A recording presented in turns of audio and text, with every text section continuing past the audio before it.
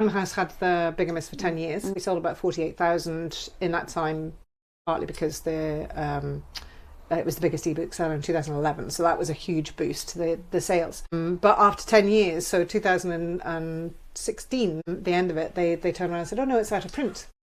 10 years is a long time for a book. So it's now out of print. And I said, "Well, can I have the rights back then?" And they said, "Yeah."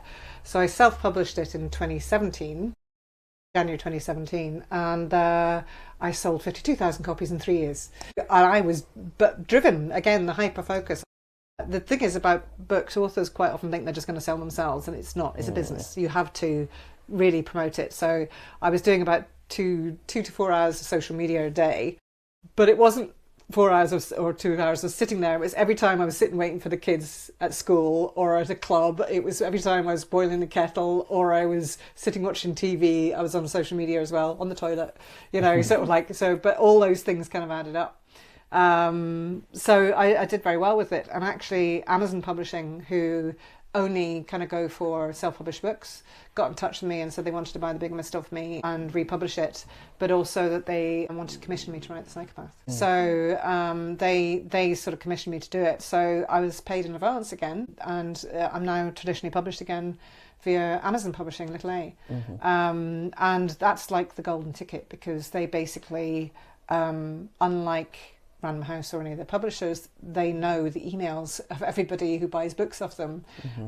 So they were able to email everybody that bought The Bigamist and go, do you want to buy The Psychopath? So the Psychopath sold like 4,000 books on its first day. And it's launched at #1 in the Kindle charts worldwide. And I became an international bestseller within a week on The Psychopath. So you're a bestseller if you sell 5,000 copies. You're an international bestseller if you sell 5,000 copies in more than one country. Yeah, it launched very well. But I was writing The Psychopath in the pandemic, so 2020, and I had my 3 children and my daughter's partner all living here at the time during the pandemic, and I know it was an awful time for a lot of people. I'm afraid to say we had a ball.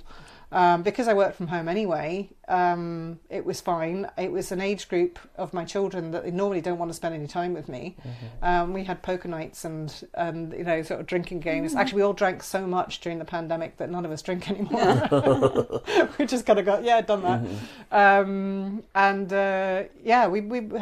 We had sort of a nice time. But they were all, their age group, they were all staying up to 3 a.m. So I would go to bed about 9, 10 o'clock at night and get up at 3 a.m, sort of like 4 a.m. And then I would work. And I would work from then until midday. And so I was getting my writing done in the first 4 hours and then doing my other work, because I was still doing the Book Whisperer stuff. And I got it written in about 6 months. But it did actually get to the stage that I was getting up and they were still up. And that destroyed me. I couldn't write that day. It was just like, no. That was just like interruption rage. It's like, why can't you go to bed? So it sort of like kind of crept, so it got later and later, I'd get up at 5 and they'd be going to bed at 4:30.